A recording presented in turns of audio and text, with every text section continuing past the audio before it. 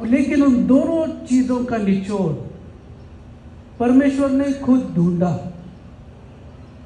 परमेश्वर ने इस बात को ढूंढ निकाला। परमेश्वर ने इंसान बनकर उस दोनों चीज़ों को करके दिखाया, मौत में जाकर दिखाया, मौत से बाहर आकर दिखाया। और इसलिए हम सबको,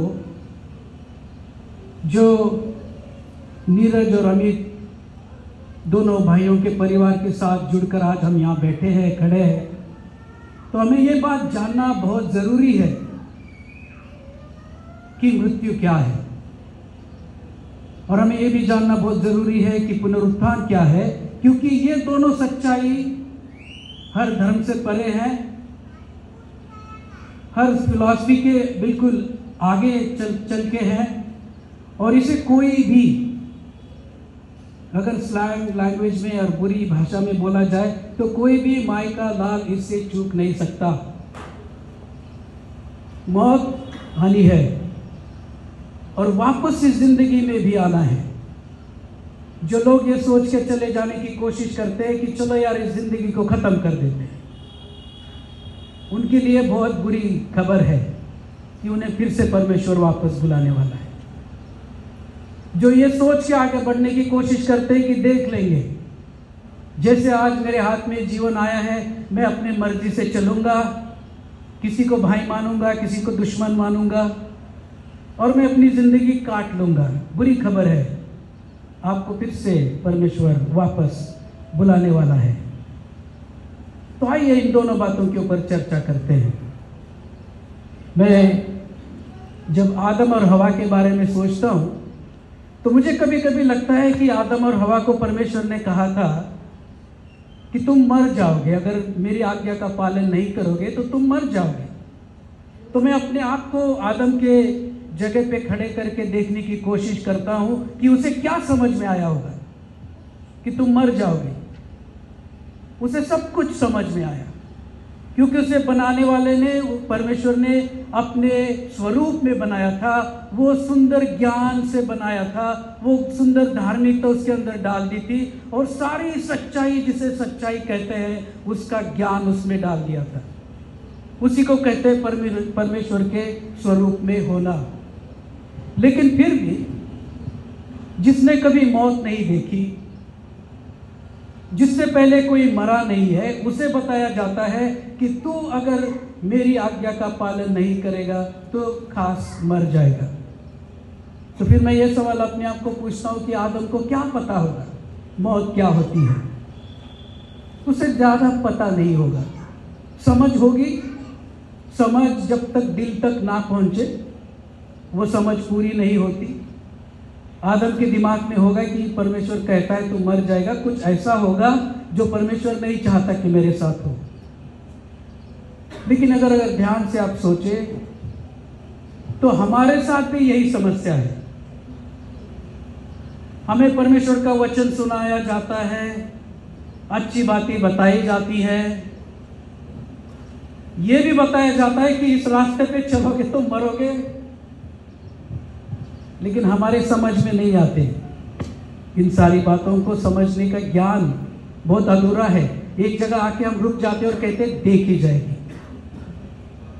फिर पहली मौत हुई और ये पहली मौत आदम के घराने में हुई। उसके एक अच्छे बेटे का कत्ल हुआ। तब आदम ने हवा को आके पूछा होगा, तुझे पता है हमारा एक बेटा मारा गया है? हवा ने बोला होगा कि जी बहुत दुख की बात है। तो उसने धीरे से उसे कहा होगा कि शायद यही शिक्षा हमें मिलने वाली थी, यही दंड हमें मिलने वाला था कि हम मर जाएंगे अगर परमेश्वर के खिलाफ जाएंगे। आप देखते हैं एबल जो एक धर्मी बच्चा है आदम और हवा का, दूसरा बच्चा जो केन है जो उससे थोड़ा कम धर्मी है या विधर्मी ही मान के चलो या विष से भरा ही मान के चलो, वो उसको मार देता है। और पुराने नियम में इस शब्द को जब हम ध्यान से देखेंगे कि वो उसके ऊपर आया और एबल का मृत्यु हुआ। जिस घटना को ध्यान से देखेंगे, जो शब्द है वो बुरा केन एबल के ऊपर आया। कुम एक इब्रानी शब्द है, कुम। कुम का मतलब है कि पूरी शक्ति से खड़े हो जाना, पूरी शक्ति से खड़े हो जाना। कुम वो बहुत गंभीर शब्द है। और इस पहली हत्या में, जहाँ पे पहली मौत हुई, वहाँ पर एक भाई दूसरे भाई के छाती पे पैर रख के बहुत मजबूती से खड़ा है। क्यों? क्योंकि वो नहीं चाहता कि वो उठे और उस परमेश्वर के सामने जो उसने अभी ऑफरिंग दी है, वेदी पे जो बलि चढ़ाया है, उसका कोई भी मुबदला ले सके। वो दबाना चाहता है उसे नहीं मालूम कि वो मारने वाला है उसे। द वर्ड इज कुम इब्रानी भाषा में। जब मैं उस शब्द को पढ़ रहा था तो मुझे ऐसा लगा कि केन को लगा कि मैं तेरे से अच्छा क्यों नहीं हूं, मैंने तुझे दबा दिया। और जब वो पीछे हो गया होगा तो एबल उठ नहीं पाया। और ये दुनिया की पहली मौत है। एक भाई ने दूसरे भाई का कत्ल किया और उसे पता तक नहीं चला कि वो गुस्से में क्या कर रहा है। कितने लोग मर गए होंगे इस दुनिया में। हमारे पास गूगल है, आप देखना कितने लोग जिंदा थे आज तक। जब से आदम से लेकर जो अभी आज कोई बच्चा कहीं पैदा हुआ होगा, तो लोग कहते हैं कि लगभग जितनी लोग संख्या, जितने लोग हिंदुस्तान में रहते हैं, उसके लगभग 12-15% मोर, यानी कि 20 मिलियन या बिलियन लोग, 20 बिलियन लोग इस दुनिया पे आए हैं। उसमें से 12 बिलियन लोग मर चुके हैं। कितनी मौतें हुई है? एबल के बाद 12 बिलियन मौतें हुई है। और 8 बिलियन लोग आज भी जिंदा है। और कौन जिंदा है? हम जिंदा है जो इस बात को सुन रहे हैं, जो इस बात को बोल रहा है।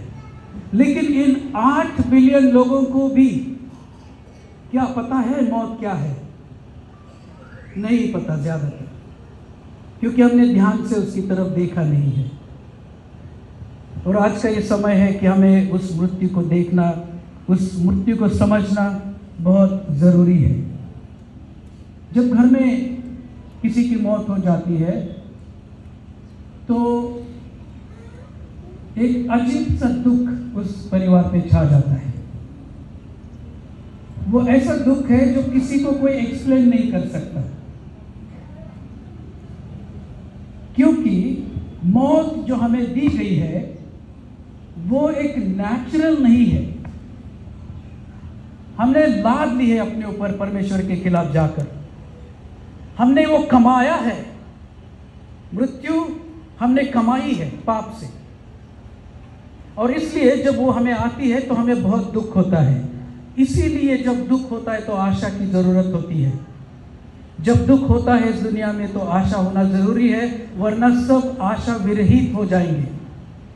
अंग्रेजी में होपलेस कहते हैं उसे, होपलेस हो जाएंगे। और वो आशा हमारे सामने लाकर परमेश्वर ने खुद यीशु मसीह में लाकर खड़ी कर दी है कि यह है वो मेमना जो तुम्हें मौत से बाहर निकालेगा। जब कोई एक अच्छी चीज़, मैं देख रहा था कि शायद भाइयों ने और बहनों ने गोबर से लिपाई की है इसकी, पूरे चर्च की, परमेश्वर का भवन है ये। और जब ये लिपाई करते हैं तो ये इसका ध्यान नहीं रखते कि मेरे हाथ में गोबर लग रहा है, या नाक में जब साफ कर रहे हैं तो नाक में गोबर लग रहा है, इसका ध्यान नहीं रहता। सारा ध्यान किस चीज़ पे रहता है कि ये सुंदर दिखना चाहिए, ये गोबर है, इसका भी ध्यान नहीं रहता। जब इस गोबर में किसी बच्चे का खिलौना गिर जाए तो वो माँ जो गोबर की लिपाई कर रही है वो एक स्टिक उठाकर या लकड़ी उठाकर उसे निकालने की कोशिश नहीं करती, वो सीधा गोबर में हाथ डाल लेती है, वो चीज़ निकालती है। लेकिन गोबर लगी हुई चीज़ अपने बच्चे को नहीं देती, क्या करती है? धोती है उसको साफ, भले ही वो गोबर में बैठी है, लेकिन चीज़ जब बच्चे को वापस देनी है तो वो धोकर उसे देती है। हमारे साथ भी कुछ ऐसा ही हुआ है। हमें पता ही नहीं कि वो मौत के गोबर में हम पड़े हुए हैं, जिसमें से कोई जब तक गोबर में ना जाए निकाल ही नहीं सकता था हमें, और वो काम हमारे मसीह ने किया। वो हमारे लिए हमारे पाप के गोबर में चला गया। क्यों? क्योंकि गोबर की चीज गोबर में जाकर ही निकलेगी। आदम और हवा ने जो अपने लिए कमाया, वो ये मान के चलो कि गोबर ही था, उसी में लिपटे हैं हम। उसमें जाकर मसीह ने उसे निकाला, खुद वो मौत में चला गया। और अपोस्टल्स क्रीड अगर आपने पढ़ी होगी, प्रेरितों का विश्वास, उसमें लिखा है कि वो अधोलोक में गया। अंग्रेजी में कहते हैं कि ही वेंट इनटू और डिसेंडेड इनटू हेल, नरक में चला गया। क्यों? क्योंकि नरक तक उसने वो सफाई कर दी है, नरक तक वो सारी शिक्षाएं, वो सारे दंड उसने बो दिए हैं कि अब नरक से लेकर स्वर्ग तक केवल उसी का अधिकार चलेगा। जो नरक में डाले जाएंगे वो अपनी कमेटी बनाकर नरक से बाहर आने का प्लान नहीं बना सकते, सील हो जाएंगे। मौत क्या है समझना बहुत जरूरी है, इसलिए 2 बाइबल के रेफरेंसेस हम पढ़ेंगे। हमारे बीच में बहन बिलसी है, और मैंने उन्हें विनती की है कि वो दानियल की किताब उसका 12वां अध्याय और 2 वचन पढ़े हमारे लिए। और एक छोटा सा उदाहरण है यहाँ पे कि मौत क्या है।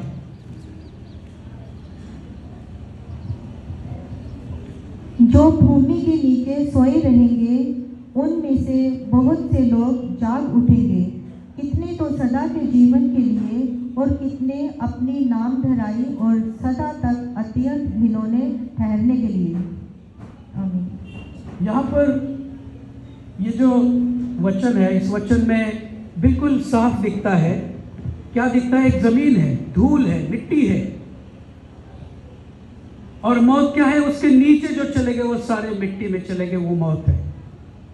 कोई बंदा आसमान में भी जल जाए हवाई जहाज में, धीरे धीरे धीरे सारी राख आके मिट्टी में ही मिलनी है। किसी ने अपने आप को जलाया और कहा कि मुझे मेरी राख को हेलीकॉप्टर से पूरी गंगा में बहा दो, ताकि कोई अगर मुझे बुलाए तो उसे समझ भी नहीं आएगा कि मुझे बुलाएगा कहाँ से। किसी ने कहा कि भाई मुझे नदी में ही ऐसे फेंक दो। पता नहीं है मौत क्या है। जब से पहली मौत हुई है तब से लेकर आज तक लगभग 6425 साल हो चुके हैं। जब पहली मौत हुई थी उससे लेकर आज तक लगभग 6425 साल हो चुके हैं, और मौत को जानने के बाद लोग गुरु बन गए हैं। मौत को समझने की कोशिश में लोग बाबा बन गए हैं। मौत की बातें लोगों को समझाने के चक्कर में बहुतों ने बहुत कुछ कमा लिया है, लेकिन असली मौत के दरवाजे को खोलने का काम केवल हमारे प्रभु यीशु मसीह ने किया है। जब वो करता है उस काम को, तो पहले वो समझाता है कि यह मौत क्या है। मैं मौत की वजह से तू मेरे आंखों के पीछे जा नहीं सकता, तू परमेश्वर से छुप नहीं सकता। अगर पाप से भरा हुआ जीवन जीकर कोई ये कह रहा है कि मुझे परमेश्वर शायद पता नहीं कहाँ से बुलाएगा, मेरी तो राख नदी में बहा दी गई है, बुला अब मुझे कहाँ से बुलाएगा।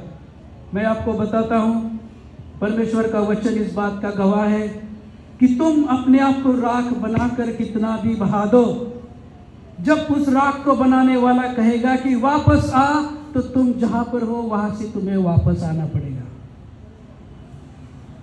मौत क्या है? मौत वो डस्ट है, वो मौत वो मिट्टी है जो उसने बनाई है। जिस मिट्टी से तुझे लिया गया था उसी मिट्टी में तू फिर से चला जाएगा, लेकिन मेरी नजर से तू कभी दूर नहीं होगा। जब मैं तुझे बुलाऊंगा तू वापस आएगा। तो दानियल कहता है कि एक ऐसा मृत्यु है, इस जमीन में सारे लोग गड़े हुए हैं, 12वां अध्याय 2 वचन, और अब सारे वापस बुलाए जाएंगे। तो कुछ अच्छे काम, अच्छे अवार्ड्स, अच्छी जगह ले जाने के लिए उठाए जाएंगे, तो कुछ अपनी बदनामी लेकर वापस परमेश्वर के सामने आएंगे और ऐसे दंड को पाएंगे जो दंड कभी खत्म नहीं होगा। मृत्यु क्या है? एक गहरी मिट्टी है, जिस मिट्टी में एक गहरी नींद से परमेश्वर के जन सोए हुए हैं। मृत्यु क्या है कि जो परमेश्वर के खिलाफ थे, ठट्टे में उड़ाया जिसने खुदा को, वो भी शांति की निद्रा में अब उस मिट्टी में सोए हुए हैं। और फिर एक तुतारी ट्रम्पेट बजेगा, और जब वो ट्रम्पेट बजेगा तो ये सारे जो मिट्टी में मिले हुए हैं वापस परमेश्वर के सामने आके खड़े होंगे और फिर न्याय होगा। तो इसके लिए एक दूसरा वचन हम पढ़ेंगे, मृत्यु की दूसरी गहराई समझने के लिए रोमियो की पत्री उसका 5वां अध्याय और 17 और 18 वचन हमारे लिए फिर से बहन बिनसी पढ़ेगी। क्योंकि जब एक मनुष्य के अपराध के कारण मृत्यु ने उस एक ही के द्वारा राज्य किया, तो जो लोग अनुग्रह और धर्म रूपी वरदान बहुतायत से पाते हैं, वे एक मनुष्य के अर्थात यीशु मसीह के द्वारा अवश्य ही अनंत जीवन में राज्य करेंगे। इसीलिए जैसा एक अपराध सब मनुष्य के लिए दंड की आज्ञा का कारण हुआ, वैसा ही एक धर्म का काम भी सब मनुष्यों के लिए जीवन के निमित्त धर्मी ठहराए जाने का कारण हुआ। आमीन। इस वचन के द्वारा हमें इस बात का पता चलता है कि जब परमेश्वर ने हमें आज्ञा दी है, उस आज्ञा का पालन ना करने से हमारे ऊपर एक पाप की छाया आ चुकी है। फिर एक सवाल पूछते हैं कि क्या मैं पाप करता हूँ इसलिए मैं पापी हूँ? तो उसका जवाब है नहीं। हम पाप करते हैं इसलिए पापी नहीं है, हम पापी हैं इसलिए हम पाप करते हैं। किस पाप की सजा मुझे मिल रही है? मैंने तो आदम को देखा भी नहीं है। किस बात की बात कर रहे हो पाप की तुम? मैं तो आदम पता नहीं कब था और मैं आज हूं। उसी बात की बात करता है परमेश्वर, जो कहता है कि एक आदमी की वजह से ये पाप की छाया में अब आप पैदा हुए हैं। और उसी पाप का हिसाब होता है पहली बार। कौन सा पाप प्रभु यीशु मसीह ने, कौन से वो लहू ने कौन सा पाप धोया है जो हमारे ऊपर लादा गया है? वो पाप प्रभु यीशु मसीह ने सबसे पहले धोया है। और कल जो पाप हम करने वाले हैं, करते हैं हम सब पाप, पवित्र आत्मा की अगुवाई में होकर जाने के बाद भी हम पापी हैं, इसलिए उसके खिलाफ जा सकते हैं। उस पाप के लिए भी परमेश्वर के लहू में वो ताकत है कि वो उसे भी धो देता है, क्योंकि उस पाप का कारण भी आज के दिन से पहले 6425 साल पहले, उससे भी पहले वो कारण बना था। तो जो पाप का कारण हजारों साल पहले बना था, उस पाप को धोने का कारण भी 2000 साल पहले बना था। अब इसमें मृत्यु की ये दो चर्चाएं मैंने आपके सामने की है। मृत्यु क्या है? जब भी आप मिट्टी को देखोगे, रोज ही दिखती है मिट्टी, धूल, तो वो मौत है जो उड़ रही है। ऐसे उड़ रही है मौत और ये मिट्टी जैसे इसके ऊपर कोई काबू ही नहीं है। जो मेरी बहनें माता यहाँ होंगी उनको पता है धूल मिट्टी क्या होती है, क्योंकि वो घर की सफाई वो करती है। वो अभी तक उस धूल मिट्टी से तंग नहीं आई है। उनको पता है कल भी धूल मिट्टी आने वाली है, कल भी उन्होंने वो साफ करना है।